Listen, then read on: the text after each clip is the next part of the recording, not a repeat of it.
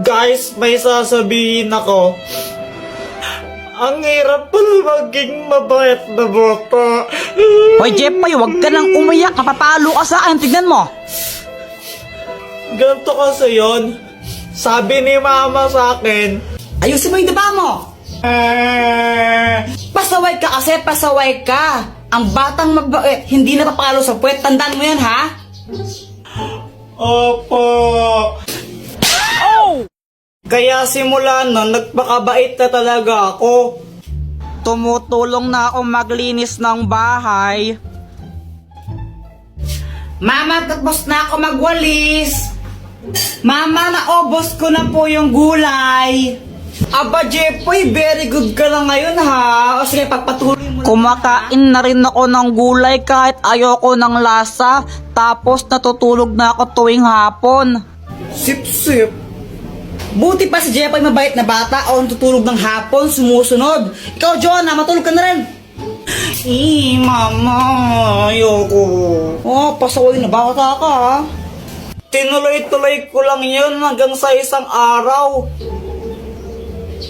Ano, ready na ba kayo? Aalis na tayo. Mama, si Kuya Jepoy tulog pa eh. Mukhang mahimbing ang tulog ni Jepoy eh. Tara, iwan na lang muna natin. Next time na natin siya isama.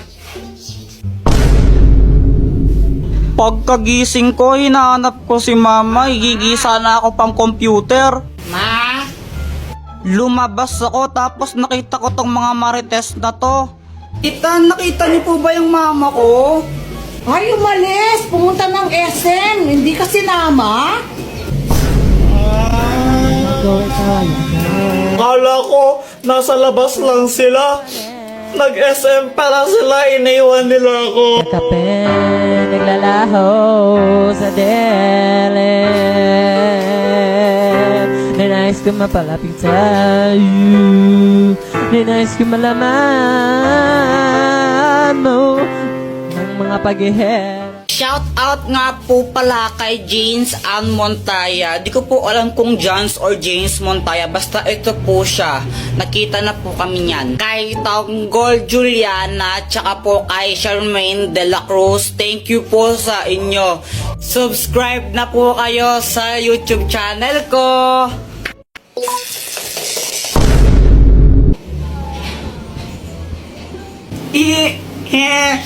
Ang galing ni Doraemon.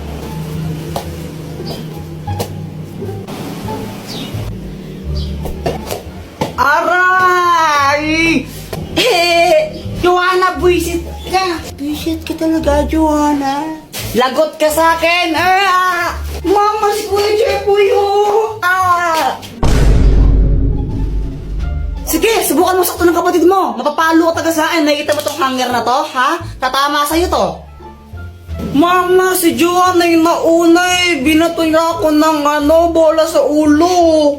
Ay, wala akong pakialam, Jepoy. Ikaw yung mas matanda. Dapat ikaw yung matindi. Hayaan mo na siya. Huwag mo siya papatulan.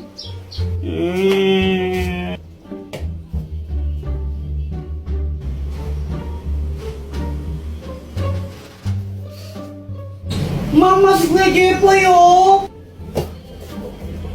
Makakaganta rin ako sa'yo, Joanna. Oh, ba't ka na kasi mangot? Si Joanna kasi nakakainis siya. Tapos pinagtatanggol pa siya ni mama. Favorite niya kasi nakakainis. Ganun ba? Teka, may gamit ka ba na pwedeng ipahiram sa akin para makaganti ako kay Joanna? Ay, naku, gagamitin mo na naman yung mga invention ko para sa mga kalokohan mo eh. Hindi ako papayag. Tapos pag... Ano to, Dr. Quack Quack? Hoy, bitawan mo nga yan. Saan yan? Saan mo nakuha yan? Ayaw. Bitawan mo yan. Ano bang kayang gawin nito, Dr. Quack Quack? Hindi yan laruan. Delikado yung bagay na yan. Ano ka ba? Tapos pag may nakuryente ako naman may kasalanan, ay naku, ayun yung sinasabi ko, nakuryente ka na, ikaw kasi ang kulit-kulit mo. Hala! Ano nangyari sa anak ko? Wag po kayong mag-alala, na kuryente lang po siya, pero hindi pa po siya patay.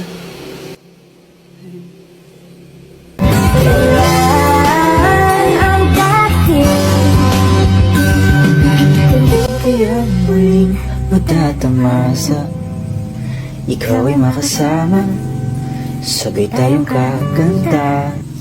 Samantha, apoy ka ba? Ha? Bakit? Kasi, I love you eh.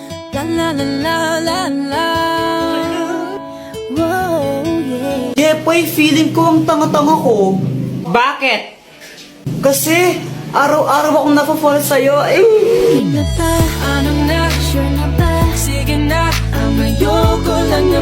O ito, lit match ka ba? Bakit?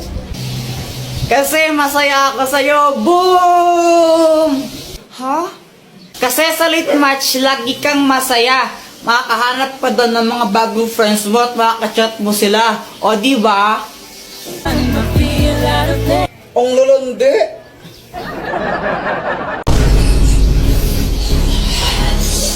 Takbo! Mama, lalaro lang kami sa labas. Uy, Kuya Jepoy, sama ako.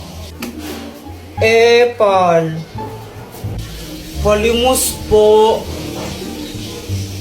Hala, kawawa naman si Kuya. Kuya, ito po ah. Uy, Jepoy, matulungin. Sana all. Kuya Jepoy, ang damot mo naman. Nagbibigay ka piso. Wala na akong pera eh. Alam ko may 10 piso ko pa dyan. Binigay ni mama kanina. O, pang computer ko to. Di, Kuya Jepoy, madamot ka lang talaga. Guys, tingnan niyo si Kuya. Parang nagagalit siya. Paano hindi siya magagalit? Binigyan ni Kuya Jepoy, piso lang. Ang damot-damot. O, ba't di ka magbigay? May pera ka naman. Binigyan ka ni mama kanina, no? O, ba't ako? Ikaw dapat eh. Madamot ka lang talaga. Madamot. Madamot. Kuya, ikaw na nga lang binigyan. Ang choosy mo pa. Madamot ka lang talaga, Kuya Jepoy. Guys, naging zombie si Kuya. Takbo!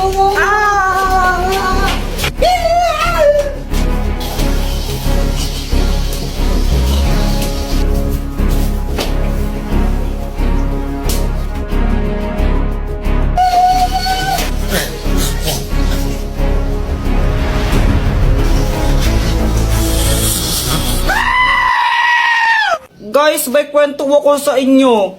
Ano yun, Jepoy? Tsaka bakit pawis na pawis ka? Oo nga, ano nangyari? Ganito kasi yon.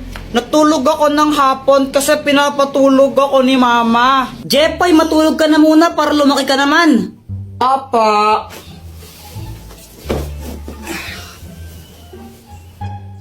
O pati ikaw, Joanna, matulog ka na rin, ha? Opo. Mainit talaga nun kasi summer na, pero okay lang kasi nakatutok naman sa kanyang electric fan eh. Okay na sana yung tulog ko, kaso nga lang may nagpatay ng electric fan bigla. Sobrang init nun, pawis na pawis talaga ako ito. Tapos pagkagising ko, nakita ko si Joanna. Tapos si Joanna ba yung sinisi mo nung nagpatay ng electric fan? O anong ginawa mo nun? Inaway ko lang siya. Sinong nagpatay ng electric fan? Joanna, ikaw nagpatay ng electric fan, no? Ang init-init, visit ka talaga, susundukin kita. Ah, nakapatay niyan, no? Papunta ko dito. Kunwari ka pa, ikaw nagpatay, no? Huwag ka nang magsinungaling, sinungaling ka talaga. Sure ka? Oo, 1,999% sure ako. Hindi ko yan pinatay. O sige, mamatay na sana yung nagpatay ng electric fan. Hala, isusumbong kita. Si mama yung nagpatay ng mga electric fan eh. Lagot ka. Oy, sandali lang. Sobrang nagulat ako nun. Si mama pala yung nagpatay ng electric fan. Kaya kinakabahan ako kasi sinabi ko yun. Tapos sinumbong pa ako ni visit na Joanna. Mama, di ba ikaw po nagpatay ng mga electric fan? Oo anak, pinatay ko muna yung mga electric fan kasi nagwawalis ako, baka liparin yung mga alikabok. Pero kung nainitan kayo, hindi nyo na, sige. Sabi po kasi ni Kuya Jepoy, mamatay na daw po sa nagpatay ng electric fan niya. Akala ko po kasi si Joanna yung nagpatay ng electric fan, kaya ako sinabi yun. Anong ginawa ng mama mo? Pinalo niya ako sa puwet. Oh! Uy, Jepoy, ang saya mo ata ngayon. Ano kasi kanina nakita ko si Ate Rosemary Rose. Shing, shing, shing, shing, shing. Kapatid mo ba yan si Rosemary Rose? Hindi pinsan ko lang yun, di ko siya kapatid. O anong nangyari pagkatapos mo siya makita? Nilapitan ko siya tapos sabi ko maganda siya. Anong tinitingin-tingin mo dyan? Ate, ang ganda mo. Ay nako, Jepoy, wag mo kang pagtripan ha. Ang gagawin na ako ngayon, wag mo kang pagtripan. Maganda ka kaya ate, promise. Pex man, mamatay ka man. Oh, thank you. Pengi 5. Sabi na nga ba, kaya pala nagdasalita ka ng mga ganyan-ganyan eh. Sige na ate, maganda ka naman pengi 5. Wala.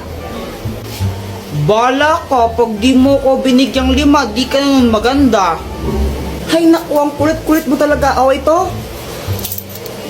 Yay! Thank you ate, ganda mo talaga. Wow, sana all binibigyan ng pera. Siyempre, magaling ako O anong ginawa mo sa binigyan na pera sa'yo? Pinambili ko ng mikmik, ito